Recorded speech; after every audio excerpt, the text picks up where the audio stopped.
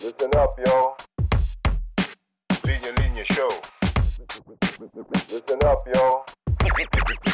Linya Linya Show. Listen up, yo. The Linya Linya Show bumabalik every week. Parang yo-yo sa office, sa condo, sa FX, sa kanto.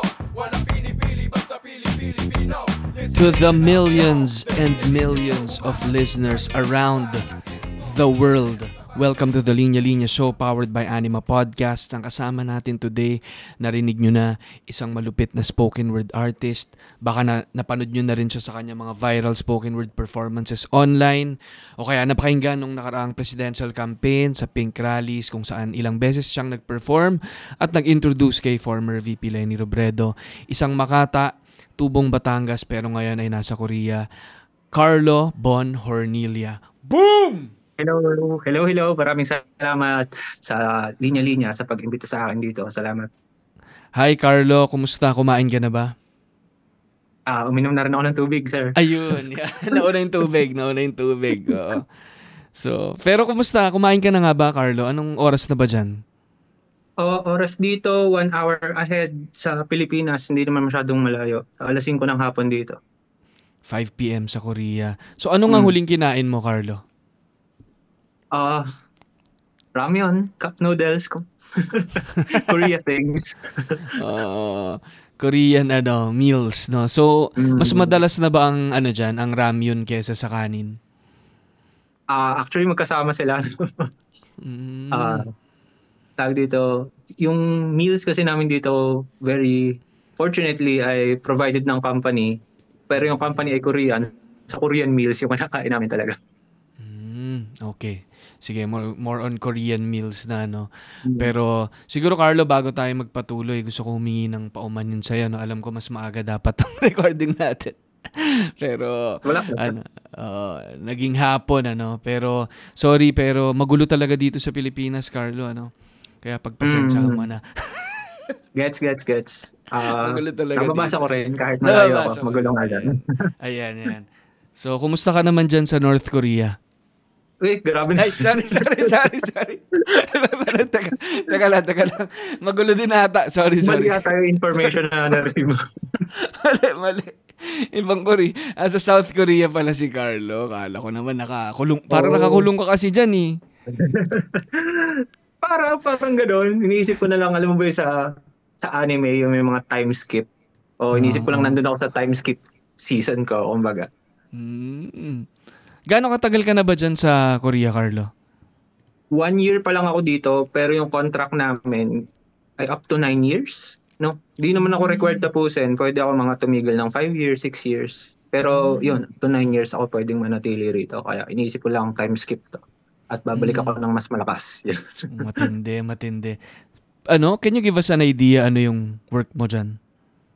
Ang work ko dito, ako ay nagtatrabaho sa isang ballpen factory, no? Very ironic nga nung pagdating ko na writer ka to sa ballpen factory ka. Ginagawa ko napakadali lang naman. Check lang ako ng quality ng ballpen. Quality inspector ako ng mga ballpen. So, hindi naman siya komplikado. Tumitinta ba yung ballpen? Tumitinta, okay.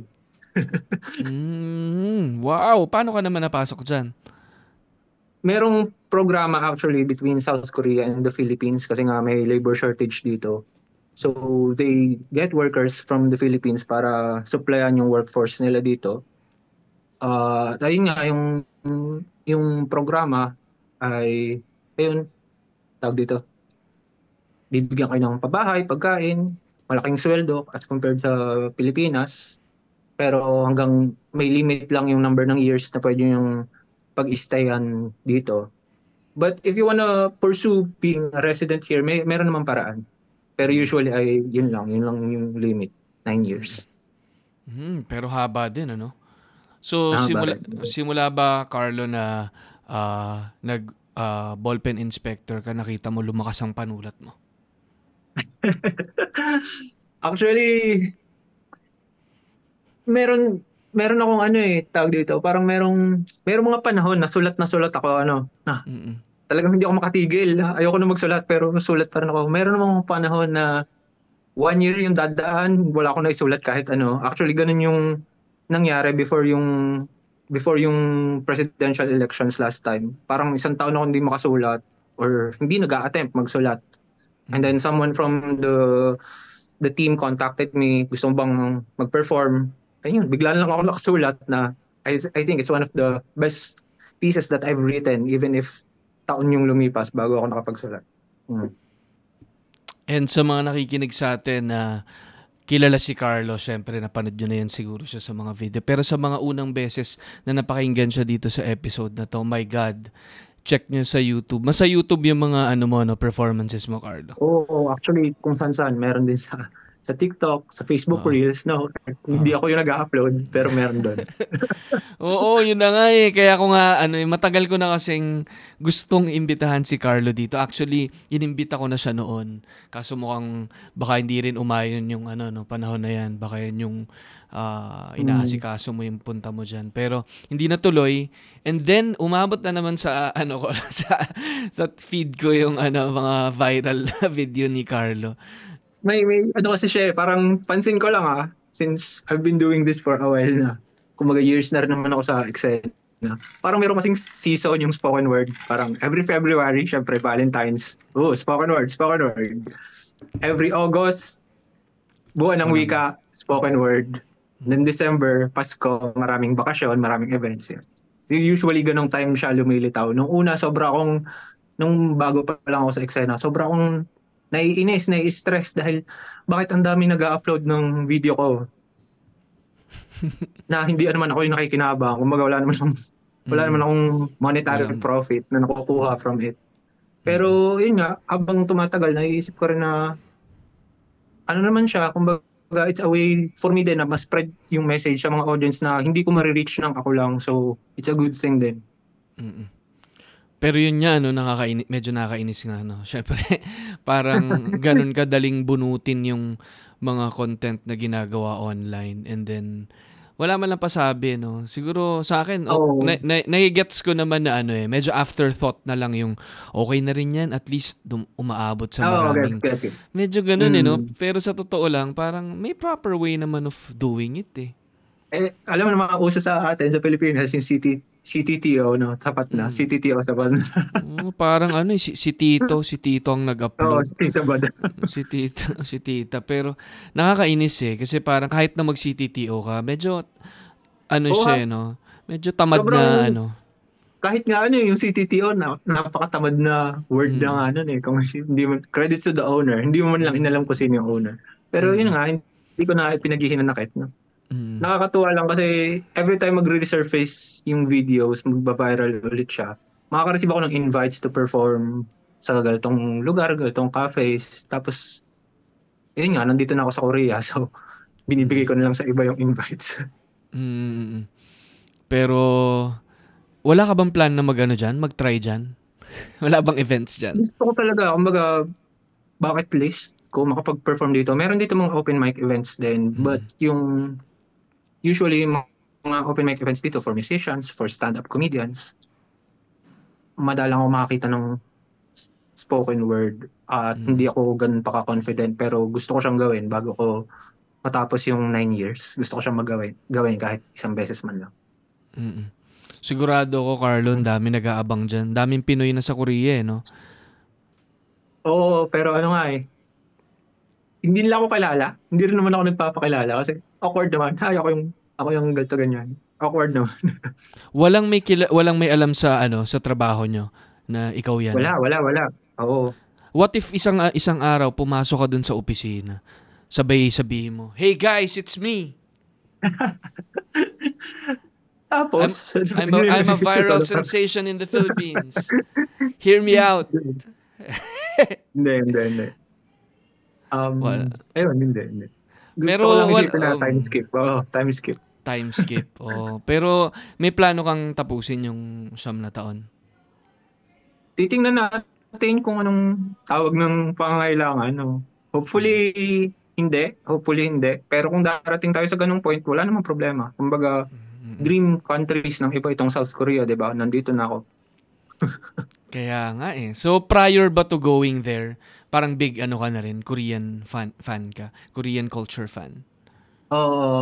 Not necessarily like yung buong culture, pero exposed naman ako doon sa K-pop. Meron mga K-pop groups na talagang gustong-gusto ko.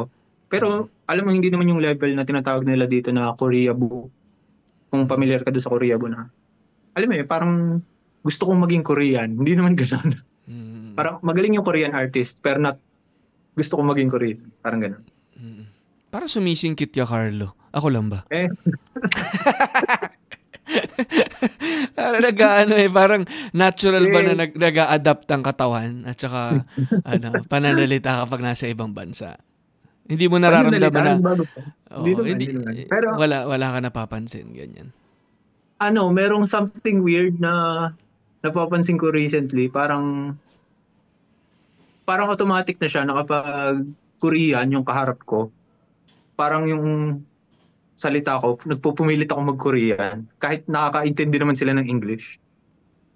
Ewan ko, weird lang sa isip. Kasi most of them, hindi naman nakakapag-English. Kumbaga, pipilit talaga kayong mag-Korean kahit babarok-barok ka.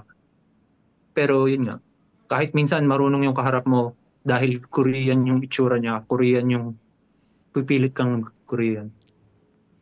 So nag-aaral ka ng Korean language? Required actually para makapunta dito. Meron ka kailangan ipasang language exam. Pero yung language exam naman, di naman siya hardcore, lang siya, tamang basic. Siyempre, yun nga, most Koreans, di naman marunong mag-English. So kailangan marunong ka ng basic man lang nila na salita para, alam mo yun, pag pinakuha ka man lang ng tubig, alam mo man lang yung Korean word for tubig, yung gano'n. Kaya mo na, nag-attempt ka na bang spoken word ng Korean? May draft ako actually. English at Korean siya. Yun nga, hindi pa ako satisfied sa kanya. Hindi ko pa siya kayang iharap sa tao, kumbaga. May ganung akong idea ng aking spoken word pieces parang para ko siyang anak na hindi kinakahiya ko pa siya, hindi ko pa siya kayang ipakita sa mata. Kailangan muna niyang maging polished. So wala pa siya sa ganung level. Sige. Bago tayo tumuloy, Carlo, siguro konting backgrounder din sa'yo para mas makilala ka namin. So, sa pagpapakilala ko sa'yo, sinabi ko tubong Batangas ka. So, saan ka nga ba pinanganak? Saan ka lumaki? And kumusta ang childhood mo noon? Natatawa ako pag childhood yung pinag-uusapan. Pero anyways, tubo ako sa isang third-class municipality noon. Ewan ko ngayon kung nag-improve na. Pero third-class municipality ng Taysan, Batangas. Rough road siya, bukid siya. Malalayo yung mga bahay sa isa't isa. Sa ganung klase ng lugar ako lumaki. Nung bata ako, mahilig talaga ako magbasa. As in, yung mama ko, marami siyang pocketbooks. Alam mo, mga Precious Hearts romance na pocketbooks.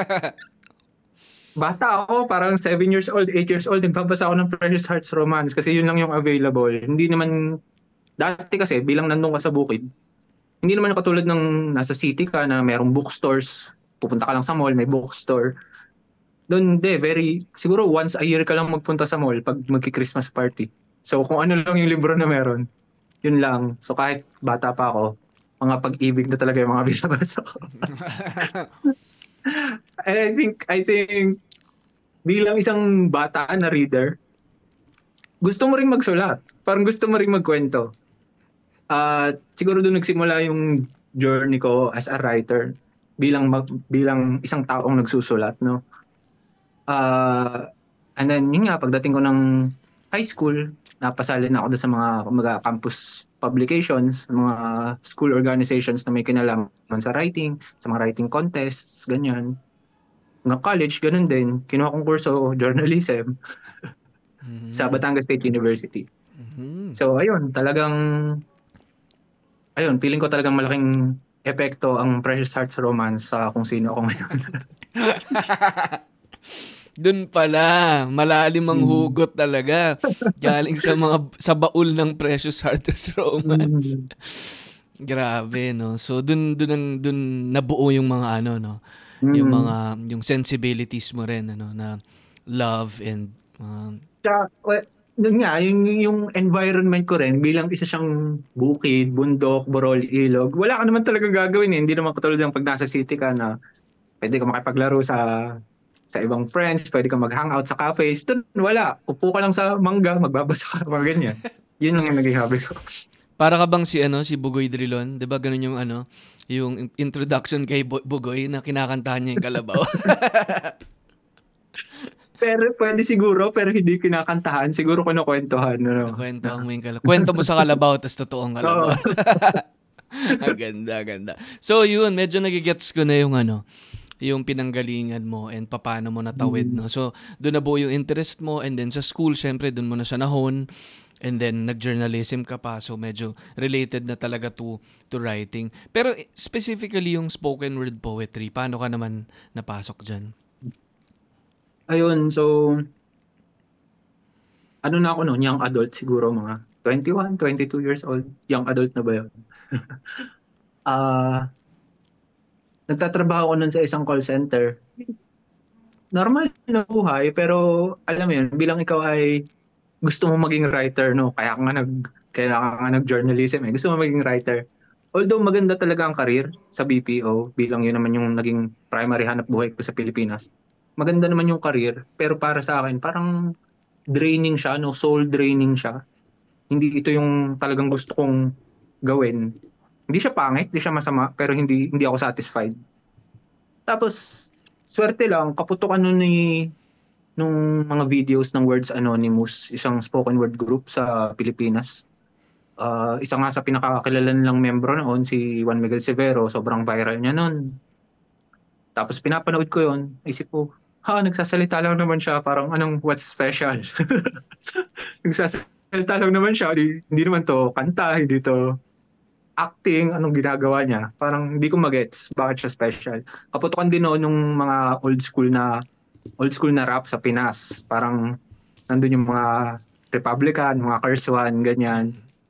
So, nung time na yon, yun yung mga tugtugan ko, kumbaga, mga old school na rap. Tapos yun nga, nag-viral si Juan Miguel Severo na I think, similar sila. Similar sila nung rap, pero iba yung kay Juan Miguel Severo.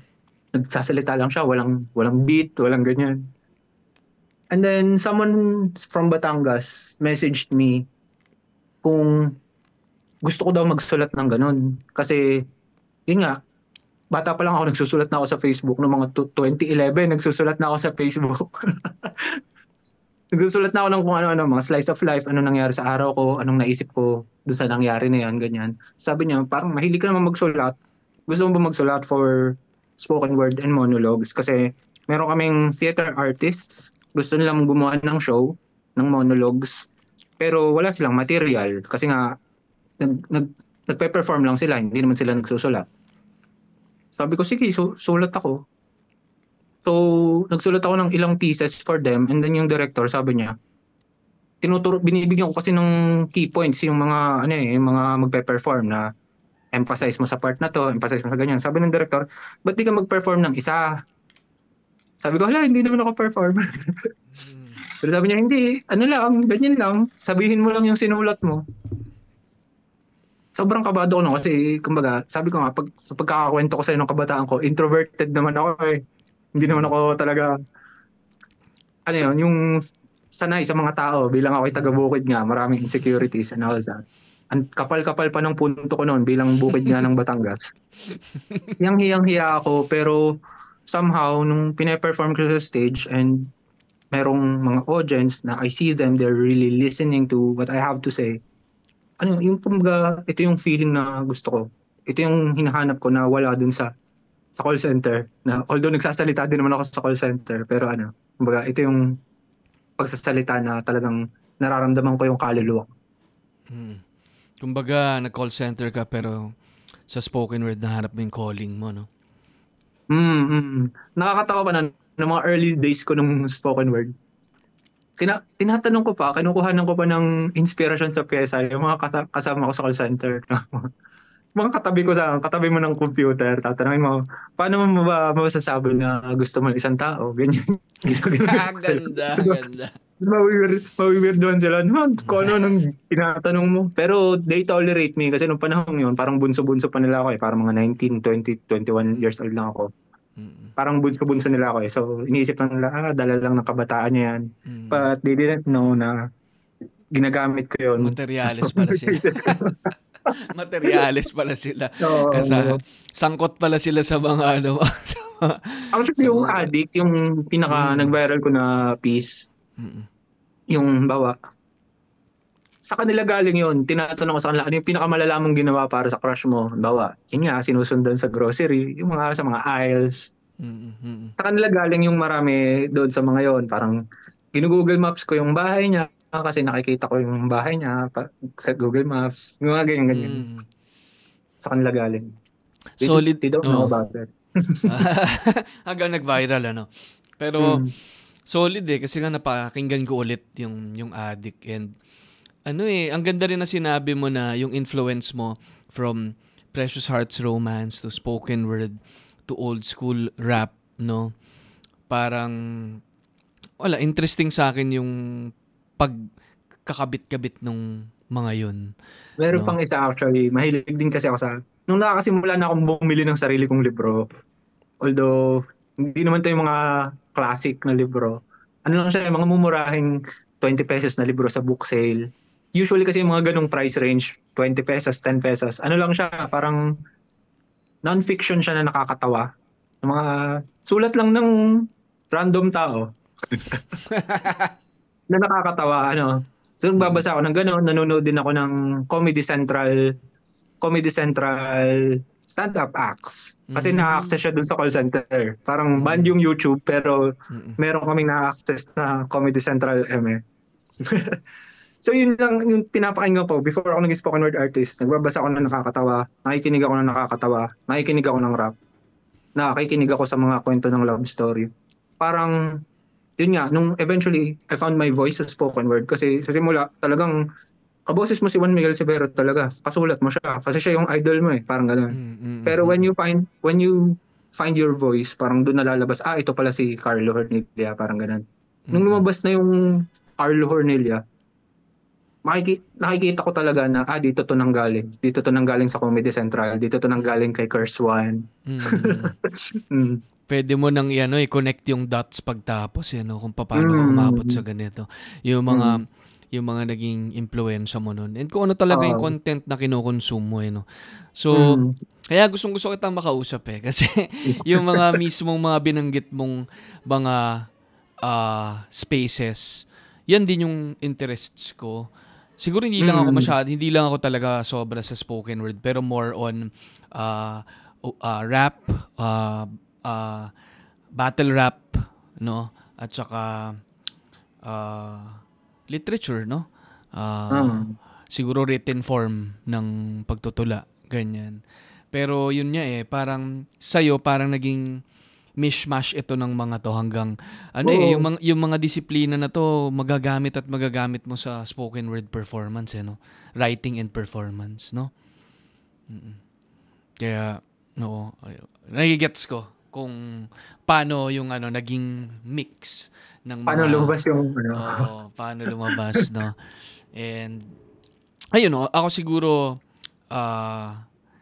pagdating sa spoken word, no, napansin ko, syempre sabi mo nga galing sa mga libro or accounts ng mga katabi mo sa opisina, yung mga love story nila, ganyan. Pero napansin ko, no, syempre habang ginagamit mo yung mga nakakakilig, yung mga hugot na to, no, na may tuwan-tuwa ako dun sa Addict na parang may parang marami kang wordplay no na ginagamit, no? Maraming puns, maraming mga brands kang binanggit doon na parang sabi ko pwede nga rin pang battle rap to no? Yung ganong may scheme kang ginagamit na using a particular reference.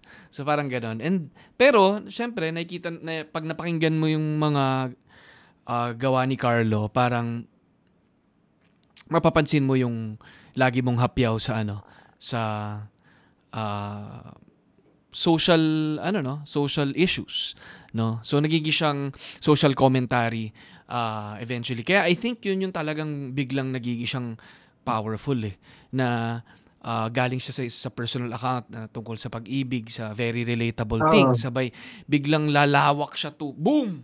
Tungkol na pala to sa mas panlipunang issue at saka mas Mm. mabibigat na mga usapin, no? Paano mo naman natawid from syempre hugot na pag-ibig to hugot panlipunan? Ganito siya. So, yun nga, start na ako mag-perform dito sa within Batangas. At bilang probinsyano, naiisip ko na hanggat hindi ako nakakatungtong sa Maynila doing this, parang kumbaga hindi pa ako legit. Ano lang ako, dito lang ako sa Batangas kilala, parang ganyan. Kumbaga, yun yung naging goal ko noon bilang isang immature na bata. Although hindi naman na bata yung 21. Pero kumbaga yun yung naging focus ko noon na parang magaling ka lang yata sa barangay mo, parang ginaganon ko yung sarili ko. So talaga naghahanap ako saan ako pwede mag-perform sa Maynila. Nagme-message ako, nakakahiya nga pag binabasa ko yung mga message ko. Mini-message ko yung mga kilalang spoken word artist, no, ng mga sunbae name ko. Yung mga words anonymous, yung mini-message ko, pwede kaya ako mag-perform dyan sa inyo, ganyan-ganyan. Kapal ng mukha ko nun eh, pero yun nga. Nakakita ko ng isang event sa isang maliit na bar, I think sa QC siya, hindi ko na lang maalala yung lugar, pero maliit lang siya na bar. Isa siyang grupo na mayroong spoken word event. Open mic. So, tuwan-tuwa ako kasi open mic, kahit sino pwede. Tapos nagpunta ako doon, ang kunti ng tao. Tapos parang siguro ng tao mga 6, 7, ganyan. Doon sa Batangas, nagpe-perform kami, laging sold out. 200 people, 300 people. Ito kakaiba siya, parang 7 people lang.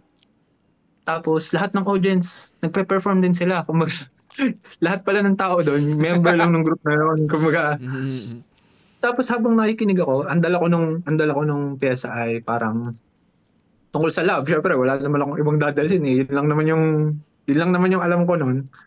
Tapos yung pieces nila, puro social issues. Puro social issues siya. Tapos yung isa nga doon, pinaka-tumatak sa akin, si Sir Stum Kasha. Ang pangalan niya, Sir Stum Kasha.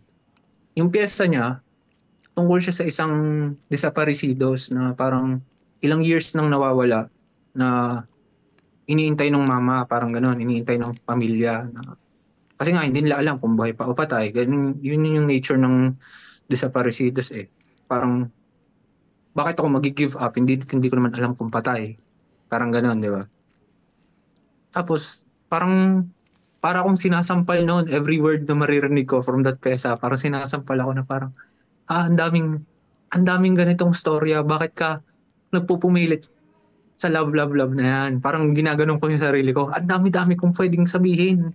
Na mas, sa tingin ko, na mas karapat dapat sabihin, mas karapat dapat pakinggan. So, magmula noon I have been exposed sa mga ganitong usapin. No, nakasimula na akong makakilala ng mga tao, ng mga sektor na involved sa mga rights ng mga iba't ibang grupo ng tao. At yun nga, habang dumadami at lumalawak yung nakikilala at napupuntahan mo, naririnig mo ng mga kwento, eventually lalabas din siya talaga sa sinusulat mo eh.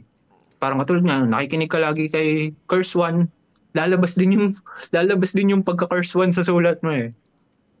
Habang dumadami yung mga kakilala ko, habang na-expose ako sa mga ganitong mga usapin, lumalabas din siya eventually doon sa sulat ko. Kumbaga, hindi ko na lang din maihiwalay na yung pinanggalingan ko as someone na nakakatawa siguro. Hopefully nakakatawa. At least sa sarili ko nakakatawa ko. Hindi ko pa rin maihiwalay yung pagiging nakakatawa. Pero I always try to talk about something na tingin ko ay dapat malaman nung nakikinig. Makabuluhan, kumbaga. Sana. Kumbaga worth their time. So parang baka it comes with experience and maturity, and yun nga siguro nung lumawak din yung pakikinig mo sa iba't ibang mga katulad mong spoken word artist na impluwensyahan ka rin nila, 'di ba? And parang lagi namang nandiyan ang pag-ibig, pero lumalawak din yung pag-ibig na yun na hindi na lang siguro romantic, no? Pero hindi siya masama para sabihin ko rin, hindi rin naman masama maging love poet. Talaga lang siguro, tinamaan ako dun sa piece na yun. Kumbaga, yun yung umalog sa akin na ganitong tao ka. Parang ganun. Ito kang tao ka. Ito yung gusto mong sabihin. Hindi mo lang to alam, pero ito yung gusto mong sabihin. Ngayon, alam mo na. Parang ganun. Parang ginising na lang ako. Pero kung may mga tao na tungkol lang sa pag-ibig yung gustong isulat, wala akong problema sa kanila. Hindi ako para mag-gatekeep. Tama. No?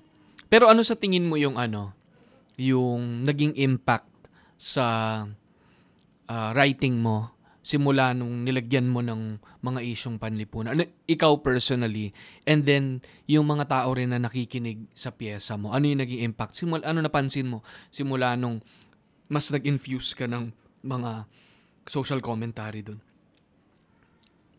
Well, una sa lahat, ang daming galit sa akin talaga sa YouTube comments, sa Facebook comments. Ang daming taong galit sa akin. Nung una, dinadamdam ko talaga siya. Pero, yun nga, habang tumatagal, parang hindi ako dapat kumbaga, sinabi ko sa sarili ko na kapag dinamdam ko to ng dinamdam at hindi na ako nakasulat, dahil lang dito sa mga komento na to, nanalo na sila. Parang ganun. Kailangan ko lang magpatuloy. Kahit parang lahat sila galit sa akin. Kasi for everyone na galit sa akin, merong isa dyan siguro na tahimik lang. Pero katulad nung gabing yun, naalog din. Hopefully. Parang yun na lang din yung goal ko eh. Parang hindi man ito yung pinakagusto nyo talaga marinig na pyesa. Kasi nga, you're there in a cafe, in a restaurant. Gusto mo lang mag-relax sa gabing to. Kumbaga, tapos makakarinig ka ng, tungkol sa human rights. Di naman, gusto ko lang kumain, bakit mo ako tinuturuan ng tungkol sa human rights, di ba? Pero kahit may isa man lang doon na maalog, katulad nung pagkaalog sa akin nung gabi na yun, I think okay na ako doon. I think successful na ako kung ganun. Boom! Ganda nun, Carlo. No? Minsan, ang hirap isipin nung 100, no? Kung lahat sila iisipin mo. Na in the first place, yung 100 doon, siguro yung 90 doon, ay desidido naman na bago ka pa magsalita, no? Pero kung meron nga dong 10 hindi pa decided sa mga pananaw nila, tas maalog nga, no? Matamaan sila doon sa sinasabi mo. 100% 'yun, no? Ang laking ang laking win nun at hindi mo pwedeng tignan yung kapag doon ka nag-focus sa mga alam mo namang taliwas o nakatakip na yung tenga no? Parang mafo-frustrate ka, no? Actually, ganun din yun sa house to house namin. Bilang isa rin ako doon sa nagmamatanda doon sa grupo namin sa Batangas nung nag-house to house. Yun din yung sinasabi ko doon sa team na pagkita na natin na may tarpaulin ni ganito yung bahay, papasok lang tayo doon na kumbaga ito po yung leaflets ni Madam, baka lang gusto niyong basahin. Alam naman po namin, nire-respeto naman po namin, baka lang gusto niyong basahin. Kumbaga, hindi naman tayo papasok doon sa bahay nila at sabihin natin, debate tayo, bakit yan yung gusto niyo? Hindi naman ganoon. Pag alam mo nang may gusto sila, pakita mo lang yung side mo, hindi mo naman kailangan silang makila, tama na yung masabi mo yung gusto mong sabihin.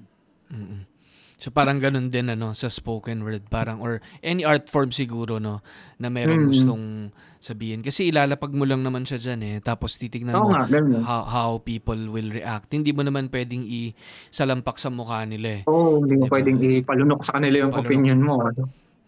So parang may pagka two-way pa rin na pag iniwan mo diyan, meron silang role din doon para sila yung dumampot noon and doon siya naging effective kasi involved talaga sila. They acknowledge kung ano yung naiintindihan nila doon and kinukuha nila. And yun din yung may chance na yung isang tao na yun, parang ikaw, na na-influence ka nung isang event na yun, kahit nasabihin na natin na sa buong event na yun, na ikaw lang yung tinamaan ng ganon. Pero pagtas noon, ikaw na yung gumagawa ng impact na yun at nagsispread ng message na yun, na may multiplier effect siya, no? Tsaka sabi ko nga, nung gabi na yun, na-realize ko lang dito kung medyo matanda na ako. Wala akong alam tungkol doon sa issue. Doon sa desaparecidos. Wala akong alam. Wala akong alam doon. Pero nung nalaman ko na siya, I came up with my own decision na ganito ang gagawin ko moving forward. Usually, ang mga tao, hindi naman sa wala silang pakialam or masama silang tao. Minsan, di lang nila alam. At minsan, yung Pismo could be the way for them to be informed. Although hindi ka naman parang newscaster na ito yung facts, hindi naman ganon. You can have fun while doing it, no? So, in a way na masasatisfy rin yung kung ano man yung cravings mo, cravings ko magpatawa. You can have fun with it, pero you can also be someone who provides information and then let the people do whatever they want to do with that information. Ang galing, no? And yun nga, parang nandyan naman ang mga balita, nandyan naman ang internet o yung mga data na pwedeng pagkuhanan. Pero nasa space ka ng art, no? Ng entertainment. And dun mo nakikita yung yung impact na makuha yung attention ng mga tao through your art form. Pero nandun yung opportunity to create impact basically, no? Not just to make them smile o pakiligin sila, pero nagiging impactful pa nga kasi parang medyo caught off guard din sila, no? Parang ang galing talaga ng mga nung form din ng spoken word din, yung sa mga piyesa mo na yung kabig ba, yung pagkabig from a very parang huling-huli mo na yung yung mga nakikinig. Parang nakaganyan na sila, oh. Hi! Sabay bigla kakabig mo to a more serious. Tungkol pala sa ganito. Tungkol pala sa ganito. Mapapaganon sila ng konti, pero yung mapaganon mo lang sila na di ba? Parang enough na yung ganong reaction na yun nga, mauyog sila. No? So parang kakaiba rin naging journey mo ata, Carlo, no? sa spoken word. San ka na dinala hanggang sa umabot ka na nga sa stage. Kumusta yung feeling na yun, Carlo, na kasi napapanood ko sa mga YouTube video, and if I'm not mistaken, napanood kita sa Pasig rally na ikaw yung nag-perform. Andun kami sa harapan, tapos tama ba? Nandun ka 'di ba? Nag-perform ka, then ikaw ang nag-introduce kay Madam, tama ba? Kumusta ang kumusta ang experience na 'yon? Yung talagang pag naaalala ko to, ang una kong naaalala, si Donnie Pangilinan yung nag-perform bago ako. Yun yung talagang start ng memory ko. Si Donnie Pangilinan, tapos ako. And then people are like, bakit bumaba si Donnie at pumalit itong random tao nito? Yun yung feeling ko nung gabi na yun. Habang naglalakad ako at kasalubong ko si Donnie, pababa siya ng stage na parang, disappointed na agad yung mga tao. Hindi pa ako nagsisimula. Tapos pagharap ko dun sa stage, nakita ko yung stretch ng mga tao. As in lahat ng pataka ng mata mo tao. Tapos liwanag ng mga building. Sobrang niyang vivid para sa akin. Na sobrang overwhelming siya. Pero at the same time, very comforting yung dating. Na parang mag-isa ako dun sa stage, pero hindi ako mag-isa. Parang kasama ko silang lahat. Parang ganun. At kumbaga yun, very, very honored at flattered ako na bakit ako, kumbaga, dami-daming tao. Dami-daming tao. Bakit ako binigyan ng microphone para lang dito? So, I tried to make the best out of it. Na lang. Isa pang funny na nangyari doon ay after kasi nung pyesa ko, papasok yung River Maya. Pero wala naman kaming rehearsal or kahit ano before it. Basta sabi lang din sa akin nung director, nung Pasig Laban, ano yung last word mo para sasabihin namin doon sa River Maya pag narinig nyo to? Papasok na sila. Sabi ko, mag-work kaya yun? Parang ang gulo-gulo nung, hindi naman sa magulo yung event, pero alam mo na, chaotic siya. Syempre, maraming moving pieces siya eh. Tapos, base lang doon sa isang word na yun, matrigger kaya sila. Nag-work naman siya. Ayun lang. Yun yung very vivid moments para sa akin nung gabi na yun. Grabe naman, from Donnie Pangilinan to Carlo Hornilia, grabe. Tapos Lenny Robredo, parang yung napagitnaan, grabe kaya naman. Kaya nga, sabi mo na, ramdam ko yung crowd habang naglalakad kami ni Donnie. Sino siya? Pero nung simula nang lumabas yung mga salita sa bibig ni Carlo, oh my God, kaya pala siya nandito. 'Di ba? From from pagkukwento sa mga kalabaw ng Precious Hearts Romance. Andito na siya, hawak yung mikropono. Bumibitaw ng mga pyesa niyang spoken word, sabay i-introduce si VP Lenny. Boom! Galing. So ako sobrang for sure, no. Kaya gusto ko marinig kung ano yung pakiramdam kasi walang ibang makakaramdam no, kundi ikaw. Diyan sa ano na yan, sa experience na yan. May kanya-kanya tayong experience sa campaign, sa rally. Pero kakaiba yung sa'yo. Kasi bago ata hawakan ni ma'am yung mikropono, sa'yo muna eh. So parang, and ang powerful lang, promise. I mean, ang powerful na galing sa isang makata, galing sa isang spoken word artist. So, ako, bilang parang, kahit paano, no, nagsumusubaybay sa mundo na yan, ng Filipino literature din, ganyan, yung art forms na mahalaga sa atin, nakakaano din, Oo. Yun nga, ako naman, Ali, ang feeling ko lang naman, noon, hanggang ngayon, kumbaga, instrumento lang ako. Kumbaga, kahit sinong spoken word artist pwede tumayo doon. Nagkataon lang na ako. Sabi ko nga kung nandito si Juan Miguel Severo yun. Kumbaga, hindi ako yung nagmamatter nung gabing yun, kundi si Madam VP. And I think yun yung magic nung mga rally na yun, Parang lahat tayo, kung sino man, anumang papel mo dun sa sa rally na yun, parang isang boses ka lang sa napakaraming boses.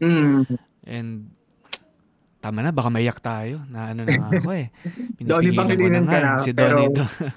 Donnie ka na, pero VP Lenny pa rin yung pinunta namin. Parang ganun So, pero ako at least, syempre lumipas na ang nakailang taon na rin, nakadalawa na ba? 2 taon na. Dalawa. So, 2 taon na hapis, hinagpis. Bagsak ang peso. Bagsak ang peso, na nagkagulo-gulo na. Pero, kumbaga, wala tayong magagawa kundi mag-move forward, and mapunta sa kanya-kanyang. Siguro, isang tanong ko, Carlo, lalo na galing ka sa grabing experience na yun, na sabi mo nga, yung journey mo para hanapin yung boses mo, mailabas ma-express yung mga nararamdaman mo, ma-share siya sa mga tao, nakita mo na may impact siya. Umabot ka sa entablado, ng what could have been our greatest leader, parang ganyan. Pero ang laking napunta ka na doon, and parang yung pakiramdam na yun na ramdam mong Pilipino tayo, ito tayo, may mako-contribute tayo, may boses tayo sa entabladong to, sa kung ano yung mga naiisip natin, ano yung nararamdaman natin. Kumbaga, part tayo ng nation building, parang gano'n. Siguro ang tanong ko, ngayon na nag-ibang route ng konti yung karera mo, no? Ng konti, medyo matindi, no? Sabi mo nga, ano yung term mo, time skip ka dyan. So, matindi yung shift ng buhay mo, no? Na galing ka dito sa nag-uumapaw na ng pakiramdam na nabuhos mo yung Pilipino ko ganito. Tapos ngayon nagtatrabaho ka dyan sa Korea. Parang paano mo naiisip na ba na ma-express, no? Yung fire na yan sa pagtulong sa Pilipinas, o 'di ba, sabi mo nga ang dami nangyayari ngayon na hindi maganda, no, sa Pilipinas, no. Ngayong nandyan ka bilang isang spoken word artist ka pa rin at isa kang OFW ngayon basically. Paano tumatakbo ba yan sa isip mo? Anong tumatakbo sa isip mo? Ngayon, ang tingin ko, ang kaya kong i-contribute sa ngayon talaga ay wala na. Doon na talaga sa mga bata na tumitingin sa akin as kuya. Kumbaga ito kasi mga bata na to, karamihan sa kanila, na-meet ko rin during campaign. Sila yung mga very passionate about the campaign. Sila yung talagang very idealistic. Dumaan naman tayo sa ganong edad. Although I think idealistic pa naman tayo ngayon. Pero ito yung kumbaga kaputukan eh. Ito yung edad na nag-decide sila na hindi ako magiging ganitong tao ako magiging ito yung gusto kong tahaking pananaw hanggang sa aking pagtanda. Bilang isang tao na nasa overseas, kumbaga wala naman akong physical na presence na may co-contribute. Di katulad dati na pwede kong daluhan lahat ng pagtitipon. Siguro maging gabay na lang, magbigay dito sa mga batang to kung ano yung kailangan nila, kailangan ba nila ng feedback sa kanilang sinusulat, kailangan ba nila ng nalilito ba sila about something at meron ba akong may offer na kalinawan. Siguro maging ambitious pero talagang ang gusto kong maging ay maging role model dito sa mga bata na kumukuya sa akin. Hindi ko naman sinasabi na parang maging perfect tao ako na talagang pag sinabi mo yung Carlo Hornilla talagang sobrang linis na tao. Hindi naman ganun. Pero I want them to know na kumbaga straight yung pamumuhay ko na wala akong tinatapakan, wala akong binabadmouth bukod sa mga kalaro ko ng Mobile Legends. and be someone na kalabisan siguro sabihin na sana maging kasing straight niya ako. Pero ganun. Hindi naman ganung level pero I want them to be like kumbaga gusto kong maging ako yung ideal nila in terms of how ang hirap i-explain, how I face this disappointment na nakuha ko noon. Magkakasama naming Santinamo, ang naging edge ko lang siguro sa kanila ay ang edad ko, experience ko. At kahit kumbaga guhong-guho tayo noon, syempre binigyan na natin lahat. Hindi natin kayang, sa tingin ko, sa part ko, hindi ko kayang gumuho at mawalan ng pag-asa knowing that these kids are looking at us then, no? Kung makita nila tayo maging pariwara ang buhay because of that, nandun sila sa age na posible silang gumaya. So, gusto kong maging isang straight na role model para sa kanila. Kuya Carlo, napakuya na rin ako. Salamat sa gabay, Kuya Carlo. Pero,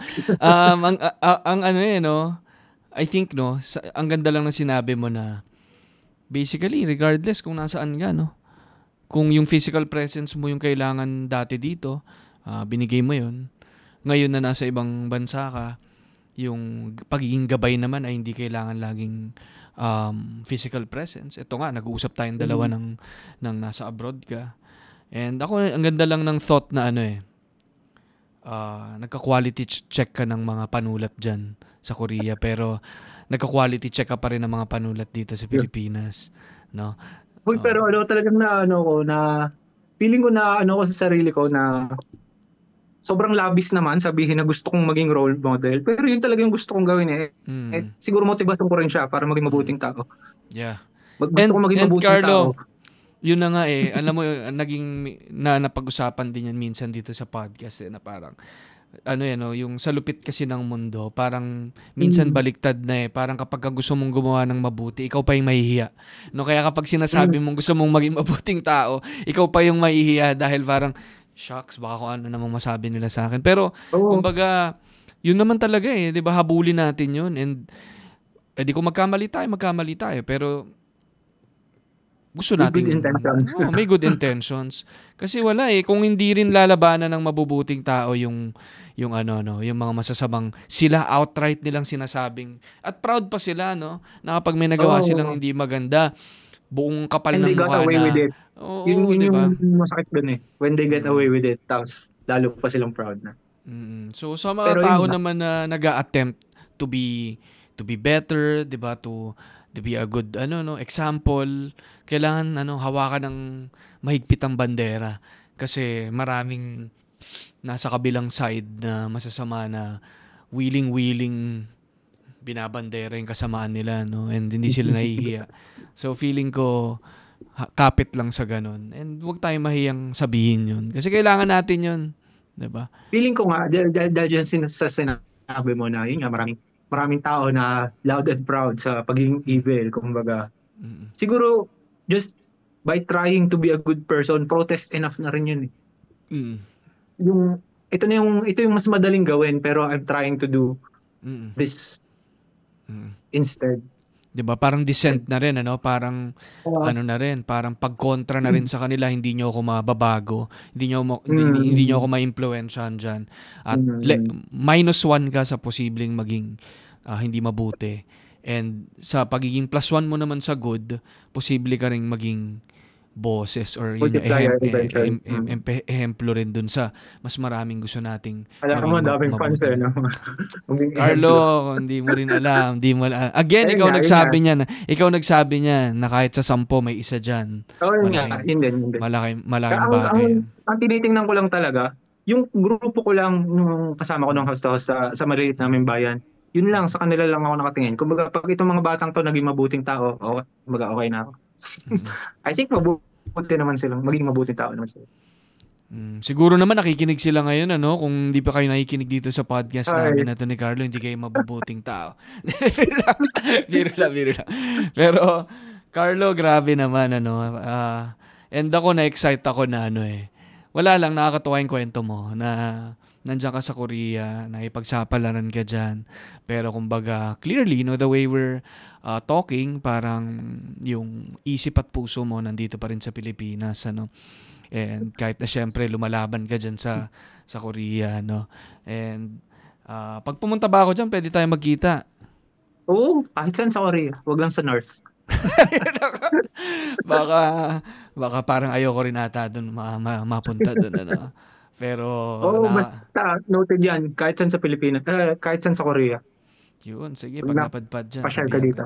Pero excited ako for you, sana yung isa sa mga naiisip mo na makapag-perform dyan. Ang ganda. So, iniisip ko, sana makaipon ka ng enough na pyesa na makapag-perform ka dyan sa mga sa mga Filipinos dyan sa Korea, and eventually makasulat ka rin ng Korean piece na feeling ko yung mga Pilipino sa sobrang fond nila sa Korean culture, magiging relatable. May subtitle. Filipino yung nagpe-perform pero may subtitle. Ang ganda. So, pero yun, Carlo, ako syempre mula sa linya-linya, no.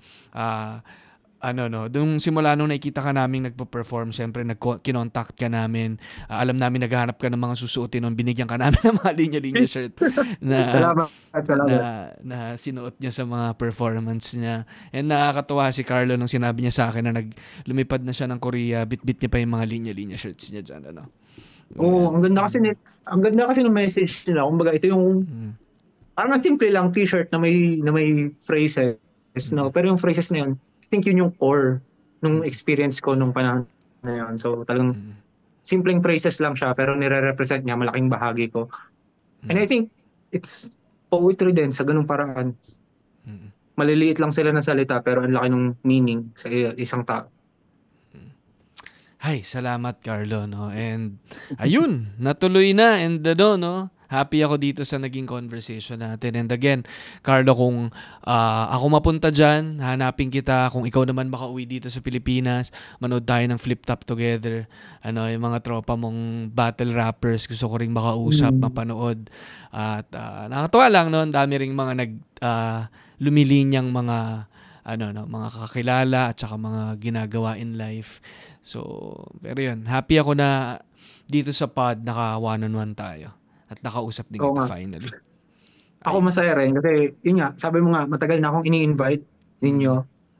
Pero for the longest time, iniisip ko, ano namang sasabihin ko doon? Kilala ko naman yung mga nag-guest sa Linya Linya podcast. Kumbaga, hindi naman sila mga random na tao. Yun yung tingin ko sa sarili ko, yung random na tao. Pero yun nga, naging madali yung pag-uusap natin. Kaya nagpapasalamat din ako sa madadaling tanong ko. Salamat sa pagbibigay sa akin ng espasyo para sabihin itong mga random na kwento ng random na tao. Huwag kang mag-alala, Carlo, isang random na host lang din tayo, no? So, nakaka-relate ako sa'yo sa tuwing nakakausap din ako ng mga ibang tao na syempre tinitingala natin na nawawala din ako sa sarili ko, no? So, para akong nakita si Donnie Pangilinan every time. Yeah. Na parang ganun yung pakiramdam ko every time na nakakausap din ako. Nagpe-pretend lang ako na hindi ako na-overwhelm. Pero wow, nung si Madam yung kausap ko dito yun Andyan, kausap ko siya medyo na din ako. Pero lang, no? Kailangan mo lang Hindi ko madami na namang magagalit sa akin Dahil dyan sa comment mo na nilabel mo ako kay Donnie. Dito na lang Yung mga babasahin fans, yung comment. mga fans ni Donnie dyan, attack! Di ko na lang Hindi. nagbabasahin. Pero yun, Carlo, again, maraming salamat. Ay, super enjoy ko to. At dami ko natutuhan from you, no? Ang ganda rin pasukin yung mga naiisip mo bilang isang spoken word artist at saka isang Pilipina rin nandyan sa Korea, no? Grabe yung naging journey mo. Kaya salamat sa pag-share. At ayun, sa mga nakikinig sa atin, syempre, na nakakilala kay Carlo, share nyo yung thoughts nyo dito. Yung mga ngayon lang napakinggan si Carlo, nako, Diyos ko po, ang dami niyang content na karamihan niya lang hindi siya ang nag-upload, no, sa online.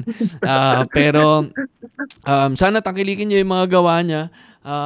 At ma-in love din tayo sa art form ng spoken word. Ang dami na rin nating nakausap na nasa ganyang field. Siguro dagdag ko na lang din yung yung Third Thursdays, i-shout out ko sila, sina Leandro and Mai. Meron silang ongoing na spoken word tour at marami rin silang mga spoken word events. So isa rin sila sa mga nagtutuloy nung art form na to para tuloy-tuloy din na may mga natututo, may mga nakakakinig at navo-voice out yung mga concerns natin. Carlo, ikaw, meron ka pa bang ibang saan ka ba nila pwedeng hanapin? Kasi hindi lang spoken word ang ginagawa ni Carlo, yung mga posts niya rin sa Facebook niya makukulit din.